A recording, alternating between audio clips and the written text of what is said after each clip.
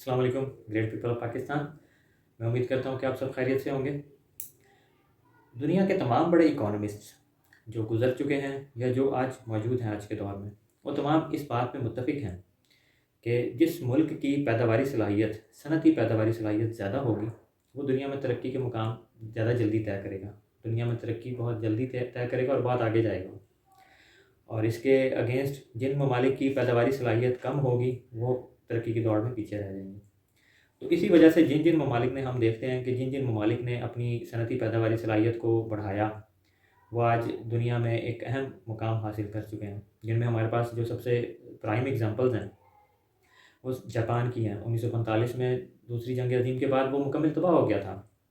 Hiroshima और Nagasaki पे जब एटम बम गिराए गए और वहाँ पे मतलब ऐसी तबाही थी जिसको सुन के आज के दौर में भी सुन के रोंगटे खड़े हो जाते हैं। उसके बावजूद वो आज दुनिया में तीसरे नंबर की बड़ी मईशत है वो, और बहुत अरसा तक वो दूसरे नंबर की बड़ी मईशत रहा, और जिसका सबसे बड़ा इन्हिसार जो था वो उसकी एक्सपोर्ट्स पे था।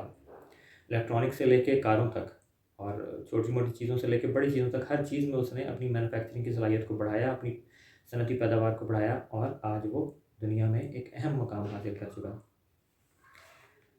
उसकी टोयोटा मोटर्स दुनिया की सबसे बड़ी कार मैन्युफैक्चरिंग कंपनी है, जिसकी जो नेट वर्थ है वो $201 बिलियन है, और वो सालाना 50 से 60 अरब डॉलर सिर्फ इस मद में वो कमाता है। वो सिर्फ कारों को सेल करके ज़र मुबादला जापान में इकट्ठा करता है, 50 से 60 अरब डॉलर। कल मेरी नज़र से एक ख़बर गुजरी कि अभी हालिया सुजुकी मोटर्स जो कि उस जापान की ही सुजुकी मोटर्स है, उसने अपनी कारों की कीमतों में 3.5 यानी कि 3.5 लाख रुपये इजाफा किया है। और अगर हम उसकी, और जो सुजुकी है वो पाकिस्तान में ज़्यादातर छोटी कारें मैन्युफैक्चर करता है, और पाकिस्तान में ज़्यादा कामयाब उसकी छोटी कारें हैं। ऑल्टो हो गया, जैसे जैसे कल्टस हो गया, ये वाली कारें सुजुकी ऑल्टो कल्टस, ये तकरीबन कुछ 10 से 15 लाख रुपए इसकी कीमत में पिछले एक साल के अंदर इजाफा हुआ है। उसकी मेन रीज़न यही रही है कि पाकिस्तान में डॉलर्स की शॉर्टेज पैदा हो चुकी है, रुपए की कीमत उसकी वजह से बहुत गिर चुकी है। इस वजह से, क्योंकि हम वो सारा उसका जो मैन्युफैक्चरिंग जापान में होती है, उसके हम पार्ट्स यहाँ पे मंगवाते हैं, असेंबलिंग लाइन्स हमारे पास हैं, हम वो असेंबलिंग करते हैं और फिर यहाँ पे कारों को हम इस्तेमाल करते हैं। पाकिस्तान में अनफॉर्चुनेटली अभी तक कोई मैन्युफैक्चरिंग प्लांट नहीं है कारों का। दुनिया ने इस चीज़ के ऊपर बहुत ज़्यादा काम किया। साउथ कोरिया की एग्जांपल बहुत ज़बरदस्त एग्जांपल है, जिसकी इस वक्त किया, होंडाई जैसी बड़ी बड़ी कंपनियां इस वक्त दुनिया में हर जगह कारें सप्लाई कर रही हैं, और वो वहाँ से बेइंतहा ज़र मुबादला कमा रही है। इंडिया की एग्जांपल भी हमारे सामने है। पाकिस्तान में मैन्युफैक्चरिंग प्लांट नहीं है कोई भी। पाकिस्तान में असेंबली लाइन्स हैं, यानी कि हम बाहर से मंगवाते हैं, पार्ट्स मंगवाते हैं कारों के, और यहाँ पे असेंबलिंग होती है और फिर हम वो यहाँ पे सेल करते हैं।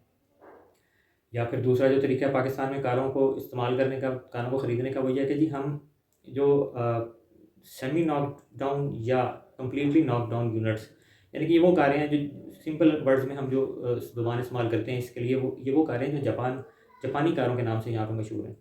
ये हम ज़्यादातर दुबई वगैरह से हम इंपोर्ट करते हैं, और उनको यहाँ पे या तो रिफर्बिश किया जाता है या ऑलरेडी वहाँ से रिफर्बिश्ड आती हैं, और हम यहाँ पे उनको सेल करके इस्तेमाल करते हैं, और उनके बारे में यही कहा जाता है कि वो ज़्यादा रिलायबल कारें होती हैं। और इसके बारे में जो फिगर्स हैं, जो हमारी ज़र मुबादला के ऊपर किस तरह ये असरअंदाज होती है, वो मैं अभी आपके साथ शेयर करना चाहूँगा।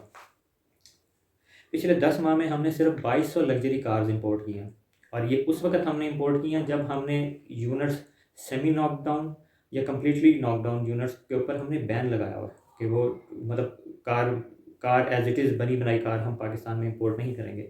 लेकिन कुछ इस तरह के लूप होल्स हमने छोड़े हुए हैं कि ये 22 लग्जरी कार्स इंपोर्ट होने में कामयाब हो चुके हैं, और इसका हमें जो बिल पे करना पड़ा है पाकिस्तान के ज़र मुबादला से जो ज़खायर गए हैं वो $2.25 बिलियन, $1.2 बिलियन पिछले 9 माह में हमने सिर्फ इस मद में हमने बिल पे किया है। और एक और फिगर है जिससे अंदाज़ा होगा कि हमारा कितना डॉलर्स इस मद में सिर्फ जा रहा है, कि जो पाकिस्तान की ऑटोमोटिव इंडस्ट्री है, यानी कि कार से रिलेटेड जितने भी पार्ट्स हैं जो आते हैं पाकिस्तान में, उसका जो हमारा बिल बना है वो 3.4 अरब डॉलर बना है जुलाई 2021 से लेके अप्रैल 2022 तक, यानी कि सिर्फ 10 माह में 4.5 अरब डॉलर बना है। और अगर हम इसी तरह अंदाज़ा लगाएं कि 10 माह में हमने $2.25 बिलियन हमने वो जापानी कारों का जो हमने पे किया, तो ये तकरीबन $6 बिलियन बनता है। और अगर हम साल का अंदाज़ा लगाएं तो ये एक साल में तकरीबन 7.5-8 अरब डॉलर में हमें ये वाली इंपोर्ट्स पड़ती हैं।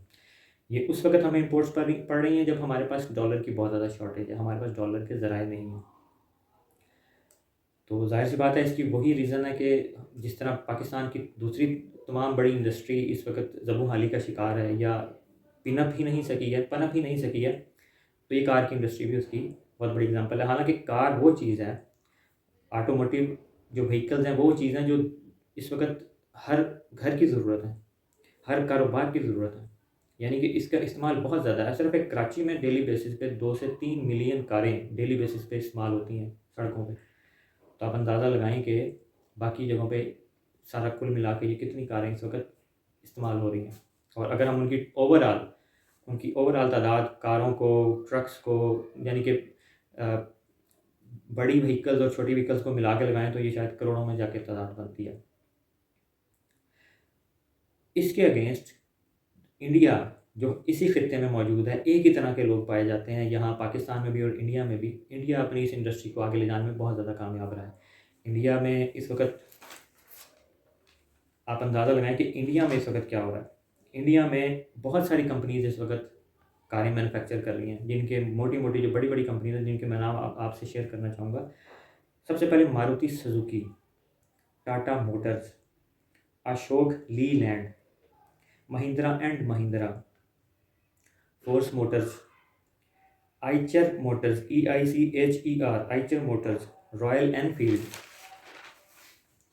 Hindustan Motors, Sonalika tractors, Kerala automobile limited, Reva, premier, Tara international vehicle factory Jabalpur. कि पाकिस्तान की हालत यह है कि पाकिस्तान को अपनी ज़रूरियात पूरी करने के लिए जो सबसे ज़्यादा रिलाई करना पड़ रहा है, वो भी सिर्फ असेंबली लाइन्स के ऊपर रिलाई करता है, जिसमें कुछ बहुत अरसे तक तो तीन तीन कार मैन्युफैक्चरिंग कंपनीज़ की मोनोपोली रही है। वो किसी और को अपने देते ही नहीं थे यहाँ पे।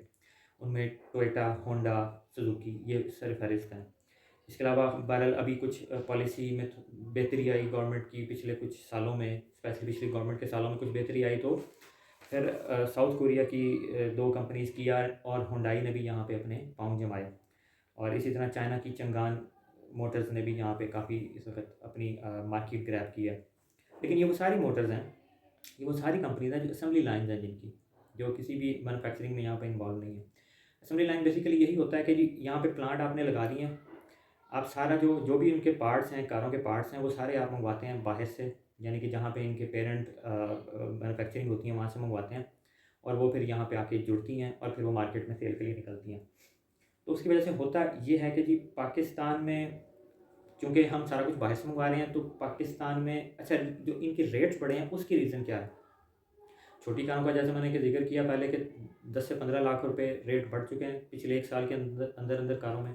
तो बहुत सारे लोग जो पहले शायद अफ़ोर्ड कर सकते थे, वो बिल्कुल ही अफ़ोर्ड नहीं कर सकते।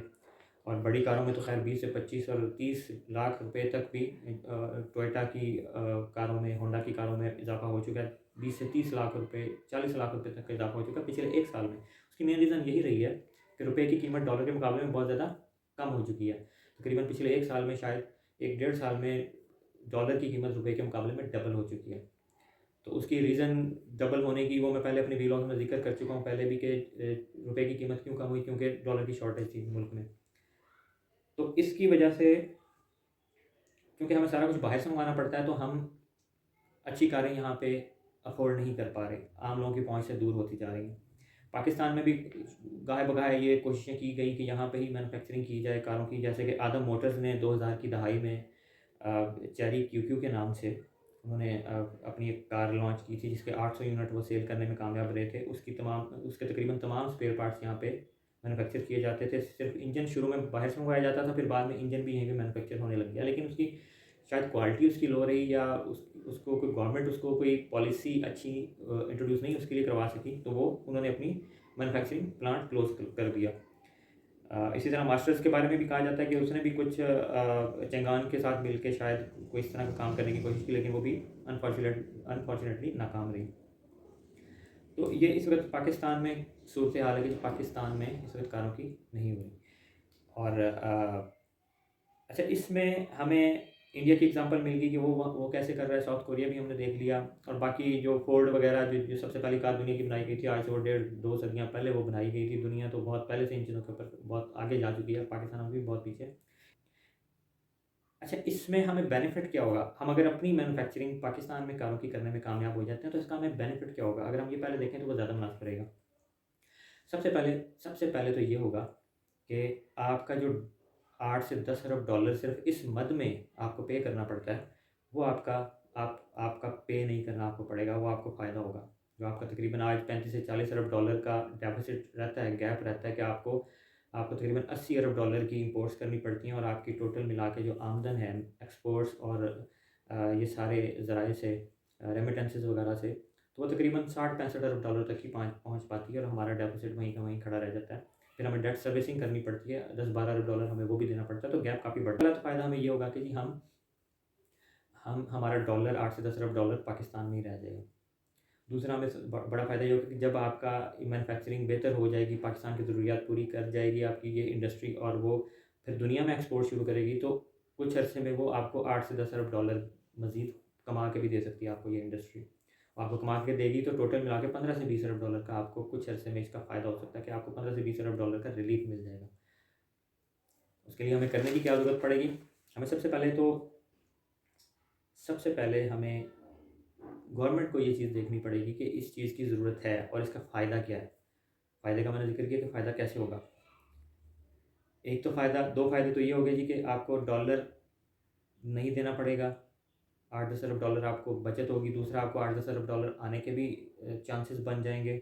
2 फ़ायदे आपको ये हो गए। दूसरा, यहाँ के लोगों को एक सस्ती और अच्छी जो व्हीकल्स हैं वो मुयस्सर हो सकेंगी, और लोगों की पहुँच में आ जाएँगी, और व्हीकल्स के होने से आपकी कारोबार, आपकी इंडस्ट्री वो बहुत ज़्यादा ग्रो करेगी। अभी तो लोगों की पहुँच में ही नहीं है, तो वो अपनी कारोबारी ज़रूरियात, अपनी इंडस्ट्री की ज़रूरियात उस तरह पूरी भी नहीं कर पा रहे। तो सबसे पहले गवर्नमेंट को इस चीज़ का अदराक करना पड़ेगा, और उसके लिए सबसे पहला काम जो उन्हें करना पड़ेगा, उन स्टेक होल्डर्स को ऑन बोर्ड लेना पड़ेगा जो इसमें उस गवर्नमेंट की बहुत ज़्यादा हेल्प कर सकते हैं। उसमें ऑलरेडी जिनका इंफ्रास्ट्रक्चर जिन इंडस्ट्रीज़ का डेवलप हो चुका है व्हीकल मैन्युफैक्चरिंग में, जैसे आदम का मैंने ज़िक्र किया, या मास्टर्स एक कंपनी है, उसकी भी इसमें इंफ्रास्ट्रक्चर ऑलरेडी डेवलप हो चुका होगा, या जो कंपनीज़ पाकिस्तान में मोटर साइकिल्स बना रही हैं आजकल, उनका भी किसी न किसी तरह इंफ्रास्ट्रक्चर जो है इसको सपोर्ट करेगा। सबसे पहले उनको ऑन बोर्ड लेने की ज़रूरत होगी। दूसरे नंबर पे जो लोग इंडस्ट्री में या जो लोग इस फील्ड में इंटरेस्ट रखते हैं, उनको ऑन बोर्ड लेने की ज़रूरत पड़ेगी। तीसरे नंबर पे उन लोगों को ऑन बोर्ड लेने की ज़रूरत पड़ेगी जो किसी भी अच्छी इंडस्ट्री में इन्वेस्ट करना चाहते हैं, लेकिन उनके पास यहाँ पे उनको उनको कुछ नज़र नहीं आता। उनको ऑन बोर्ड लेने की ज़रूरत पड़ेगी, और इसमें सबसे ज़्यादा जो लोग इंटरेस्टेड हैं और जिनके पास पैसा भी है, वो ओवरसीज़ पाकिस्तानीज़ हैं। उनको ले दे के सिर्फ पाकिस्तान के अंदर एक ही जगह पे ज़्यादा सरमाया नज़र आता है, ज़्यादा बेनिफिट नज़र आता है, प्रॉफिट नज़र आता है, वो उनको रियल इस्टेट की फील्ड में नज़र आता है, जिसकी वजह से पाकिस्तान में एक हाउसिंग क्राइसिस क्रिएट हो चुका है, क्योंकि वहाँ पे सारा पैसा वहाँ पे इन्वेस्ट हो रहा है, तो उनकी जो प्राइसेस हैं वो बहुत ज़्यादा ऊपर जा चुकी हैं हाउसिंग। तो सबसे पहले ये डिफाइन करना है कि कौन लोग हैं, सबसे पहले ये देखना है कि कौन लोग हैं जो इस इंडस्ट्री के अंदर अपना रोल प्ले कर सकते हैं। उसके बाद एक बाकायदा एक डिपार्टमेंट गवर्नमेंट क्रिएट करे, ऑटोमोटिव डिपार्टमेंट के नाम से, जो इस चीज़ में पॉलिसी साजी, इस चीज़ के अंदर रिसर्च के ऊपर बहुत ज़्यादा काम करे, और उसके लिए जो नेसेसरी फंडिंग है वो गवर्नमेंट को प्रोवाइड करे। तो ये देखना है कि जी कौन लोग इसमें इंटरेस्टेड हैं। फिर जो स्टेक होल्डर्स हैं, ऑटोमोटिव डिपार्टमेंट, रिसर्चर्स, और जो लोग इसमें इन्वेस्ट कर सकते हैं, जिनका ऑलरेडी इंफ्रास्ट्रक्चर डेवलप हो चुका है, वो तमाम लोगों की कॉन्फ्रेंस बाकायदा बिठाई जाए, और उसके ऊपर बात हो कि ये कैसे ये इंडस्ट्री ग्रो करेगी। और उसमें 2 चीज़ें सबसे ज़्यादा देखने की ज़रूरत पड़ेगी। एक तो ये कि इस इंडस्ट्री के लिए नीड्स क्या-क्या हैं, ज़रूरियात क्या-क्या हैं। उन ज़रूरियात में स्किल्ड वर्कर की भी बहुत ज़्यादा ज़रूरत होगी। उन ज़रूरियात में क्रेडिट की भी ज़रूरत पड़ेगी, कि आसान शराइत पे क्रेडिट दिया जाए। स्किल्ड वर्कर जो इस इंडस्ट्री में काम आ सकें, उनकी जब ज़रूरत पड़ेगी तो हम देखेंगे कि जी एजुकेशन सेक्टर में कोई भी इंडस्ट्री, कोई भी यूनिवर्सिटी या एजुकेशनल इंस्टीट्यूट जो है वो इन चीज़ों के ऊपर ना कोई डिग्री ऑफ़र कर रहा है, ना ही कोई डिप्लोमा ऑफ़र कर रहा है। तो उस चीज़ के ऊपर भी फिर काम करने की ज़रूरत पड़ेगी कि इस एजुकेशन सेक्टर में भी इस तरह की इंडस्ट्रीज़, इस तरह की डिग्रीज़ और डिप्लोमाज़ को इंट्रोड्यूस करवाया जाए। इसके अलावा हर्डल्स क्या-क्या होंगी वो देखने की ज़रूरत पड़ेगी। हर्डल्स में ब्यूरोक्रेटिक हर्डल्स बहुत ज़्यादा होंगी, आपकी डॉक्यूमेंटेशन से रिलेटेड हर्डल्स होंगी, आपके लाइसेंस से रिलेटेड हर्डल्स होंगी, जिन सारों को या तो बिल्कुल आसान कर दिया जाए, सिंप्लीफाई कर दिया जाए, या फिर उन हर्डल्स को वैसे ही ख़त्म कर दिया जाए कि आपको डॉक्यूमेंट्स की ज़रूरत ही ना पड़े, आपको लाइसेंस की ज़रूरत ही ना पड़े। और ये काम 1991 में इंडिया ने किया था, जब इंडिया की इकॉनमी बिल्कुल तबाही के धाने पर थी, उनके पास ज़र मुबादला के ज़खायर नहीं थे।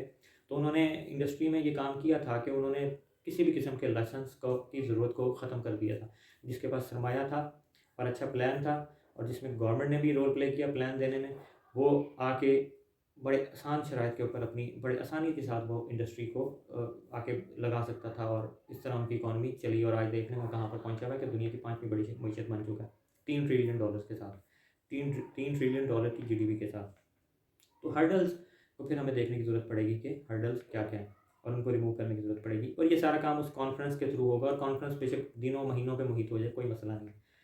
तो ये देखना पड़ेगा, और इसमें हर्डल्स में और उसमें फैसिलिटी गवर्नमेंट को ये भी देनी पड़ेगी कि आपको जदीद मशीनरी ज़ाहिर है कि इंडस्ट्रीज़ को चाहिए होगी यहाँ पे मैन्युफैक्चरिंग के लिए, तो उस जदीद मशीनरी की इंपोर्ट के अंदर कोई भी किसी किस्म की हर्डल ना हो, और उसके लिए गवर्नमेंट हर सारे वसाइल बरोकार लाए, और मशीनरी को यहाँ पे इंपोर्ट करके इन लोगों के हवाले किया जाए।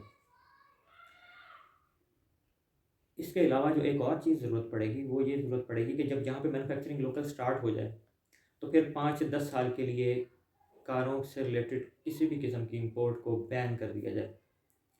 ना तो आप कोई कारों का पार्ट बाहर से मंगवा सकें, ना ही कोई पूरा का पूरा यूनिट उठा के आप बाहर से मंगवा सकें। इस चीज़ के ऊपर बैन किया जाए, और पाकिस्तानी कौम को इसमें एतमाद में लिया जाए, और उनके अंदर ये चीज़ उनको बावर करवाई जाए कि अगर आप बहुत अच्छी कारों में कुछ अर्सा नहीं भी बैठेंगे, बहुत अच्छी कारों की सहूलियात, बहुत अच्छी व्हीकल्स की सहूलियात से आप अगर कुछ अर्सा फ़ायदा ना भी उठा सकेंगे, तो उसका नुकसान ऐसा कुछ भी नहीं होगा, लेकिन पाकिस्तान की जो कार मैन्युफैक्चरिंग इंडस्ट्री है उसको एक सहारा मिलेगा। और ऐसा ऐसा जब पाकिस्तान की ज़रूरियात ये इंडस्ट्री पूरी करने के काबिल हो जाए, तो ज़ाहिर है कि वक्त के साथ साथ उसकी वो मैन्युफैक्चरिंग में रिफाइनमेंट भी आती है, कैपेसिटी प्रोडक्शन की भी बढ़ती है। जब पाकिस्तान की ज़रूरियात पूरी हो जाएंगी, इंडस्ट्री ग्रो करना शुरू हो जाएगी, अच्छी कारें मज़ीद से अच्छी होती जाएंगी, तो फिर आप उसकी एक्सपोर्ट शुरू करेंगे, जैसे कि मैंने पहले जिक्र किया कि आपको 15 से 20 अरब डॉलर कुछ अरसे में ही आना शुरू हो जाएंगे, और अगर आपकी बहुत अच्छी ये इंडस्ट्री रह जाती है, तो फिर शायद आपको 50-60 अरब डॉलर से भी ज़्यादा शायद आपको आना शुरू हो जाए आने वाले 15-20 साल के अंदर अंदर। और जैसा कि अब दुनिया इलेक्ट्रिक व्हीकल्स के ऊपर जा रही है, दुनिया कम से कम ये गैसोलाइन बेस्ड इंजन्स के ऊपर अपनी डिपेंडेंस कम कर रही है, तो पाकिस्तान को उसके ऊपर भी फिर देखने की ज़रूरत पड़ेगी। ज़ाहिर है कि आपका पूरा एक इंस्टीट्यूट, आपका पूरा एक डिपार्टमेंट बन चुका होगा जो इन चीज़ों के ऊपर रिसर्च कर रहा होगा, जो जो जिद्दत लाएगा इस इंडस्ट्री के अंदर। फिर आप देखिएगा कि इंशाल्लाह ये इंडस्ट्री कैसे ग्रो करती है और कैसे पाकिस्तान को आसरा देती है। इसके अलावा भी बहुत सारी इंडस्ट्रीज़ हैं जिनके ऊपर काम करने की ज़रूरत है, लेकिन उसके लिए सबसे पहली चीज़ की जो ज़रूरत है वो एक विल की ज़रूरत है गवर्नमेंट के लेवल पे, और एक अवाम के अंदर एक बड़ी उस चीज़ की हम अवाम के अंदर उस चीज़ की एक लगन होने की बहुत ज़रूरत है कि हमने कैसे अपलिफ्ट करना है इस कंट्री को अपनी और ये कंट्री अपलिफ्ट होगा तो हम अवाम खुद भी अपलिफ्ट होंगे। ये चीज़ बड़ी देखने की ज़रूरत है। बाकी इंडस्ट्रीज़ के ऊपर भी इंशाल्लाह गाहे बगाहे हम बात करेंगे, लेकिन ये कार इंडस्ट्री से रिलेटेड यहीं तक कि अब हम थोड़ा सा आगे चलते हैं। गवर्नमेंट ने आईएमएफ के साथ जो स्टाफ लेवल की मीटिंग्स चल रही थी वो कंक्लूड हो चुकी हैं। आईएमएफ का जो वफद है वो वापस जा चुका है, लेकिन उसके जो ग्रूसम किस्म के जो उसके खौफनाक किस्म के नताइज हैं वो आवाम के लिए अब सामने आने वाले हैं। और मैंने अपने बहुत सारे वीलॉग्स में इन चीज़ों का ऑलरेडी जिक्र किया हुआ है कि ये होना है, और वो आपके सामने है कि अब ये हो रहा है। अभी जो उन्होंने शराइत रखी थी उसमें 170 बिलियन रुपए की टैक्सेस कलेक्ट करने की उन्होंने शर्त रखी है कि अगले आने वाले 4.5 महीने में, यानी कि जब नया बजट जब तक पेश किया जाएगा तो एक मिनी बजट मुतारिफ करवाया जाएगा जिसमें 170 बिलियन रुपए के सिर्फ टैक्सेस की मद में आवाम से कलेक्ट किए जाएंगे, लोगों से कलेक्ट किए जाएंगे। और उसके लिए बाकायदा खाका तैयार हो चुका है, और वो खाका जो है वो स्केच, वो ड्राफ्ट जो है वो आईएमएफ को अरसाल किया जा चुका है, आईएमएफ के पास वो मौजूद है। तो उसमें जो गवर्नमेंट इस वक्त करने जा रही है वो मैं थोड़ा सा आपके साथ उसकी डिटेल शेयर करूँगा। कि पहले तो ये था कि जी जो आईएमएफ के साथ बातचीत चल रही थी, आईएमएफ ने इस चीज़ पे रजामंदी भी जाहिर कर दी थी कि 1 मार्च से ये सारी चीज़ें लागू होंगी, ये टैक्सेस वगैरह लागू होंगे, लेकिन अभी गवर्नमेंट ने वो 15 फरवरी से उसको लागू करने का अंदिया दिया। जो सबसे पहली चीज़ उसमें जिसकी सबसे पहले कुर्बानी दी गई है वो किसान पैकेज है, यानी कि अभी तक एग्रीकल्चर जो आपकी थी एग्रीकल्चर सेक्टर था वो पाबंदियों से थोड़ा सा हटा हुआ था, उसमें सब्सिडी भी दी जा रही थी, सारा कुछ दिया जा रहा था, लेकिन अभी वो भी ज़्यादा में आ गया। किसान पैकेज एंड हो जाएगा, जिसकी वजह से किसानों के ऊपर भी अब मुश्किलात आने वाली हैं। दूसरा, power subsidy in export sector, यानी कि एक्सपोर्ट सेक्टर को आपने बढ़ावा देने के लिए उसको बहुत सारी रिलीफ दिया हुआ था। अब उसमें जो पावर सब्सिडी उनको दी जा रही थी एक्सपोर्ट सेक्टर को, वो अब उठा ली जाएगी। फिर जीएसटी जो है वो 4.5 महीने में 70 अरब रुपया सिर्फ जीएसटी जनरल सेल्स टैक्स की मद में इकट्ठा किया जाएगा, क्योंकि पहले 17% था, वो अब 18% कर दिया जाएगा, और इसका डायरेक्ट इम्पैक्ट जो है वो आवाम के ऊपर पड़ेगा। इसके अलावा जी, विद होल्डिंग टैक्स के रेट को बढ़ा दिया जाएगा। Regulatory duties on import of luxury and non essential items, खैर ये इसकी तो बहुत ज़्यादा ज़रूरत है भी नहीं, लग्जरी और नॉन एसेंशियल आइटम्स की हमें ज़रूरत है भी नहीं, उसके ऊपर विद होल्डिंग टैक्स बढ़ा दिया जाएगा। और जो तंबाकू की इंडस्ट्री है उसके ऊपर एक्साइज ड्यूटी जो है वो बढ़ा दिया जाएगा।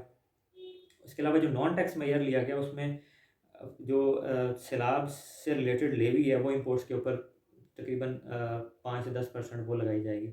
तो ये वाले मेजर्स अभी लिए जाने हैं, और इसमें जो 170 बिलियन रुपए का अवाम के ऊपर जो है बोझ पड़ेगा, अवाम के ऊपर भी और इंडस्ट्री के ऊपर भी बोझ पड़ेगा।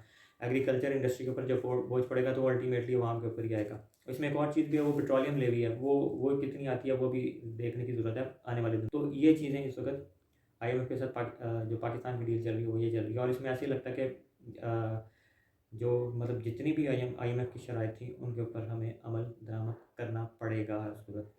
और जो एक दावा किया जा रहा था कि जी मौजूदा वज़ीर ख़ज़ाना की तरफ से जब ये आए थे कि मैं सबसे अच्छा डील कर लूँगा IMF को, मैं सबसे अच्छी फेवर्स ले लूँगा, वो कहीं पे भी नज़र नहीं आता, बल्कि IMF ने हर बात अपनी मनवाई है। लेकिन खैर हम क्या करें, हमें तो इन पैसों की बहुत ज़रूरत है। और ये जो $1.25 बिलियन या ये जो $7 बिलियन की हमें ये वाला कर्जा हमने पास करवाया हुआ था, जिसकी अगली किस्त $1.25 बिलियन आनी है, ये जब $7 बिलियन का एक्सटेंडेड फंड फैसिलिटी ख़त्म होगा तो इसके बाद हमें एक और बेल आउट पैकेज की ज़रूरत पड़ेगी। माशी माहिरीन पाकिस्तान के वो यही अंदिया दे रहे हैं कि इसके फ़ौरन बाद हमें अगले ज़रूरत पड़ेगी, क्योंकि हम इस वक्त वाकई हम तो हमारी मीशत जो है वो तबाही के दहाने पर पहुँची हुई है।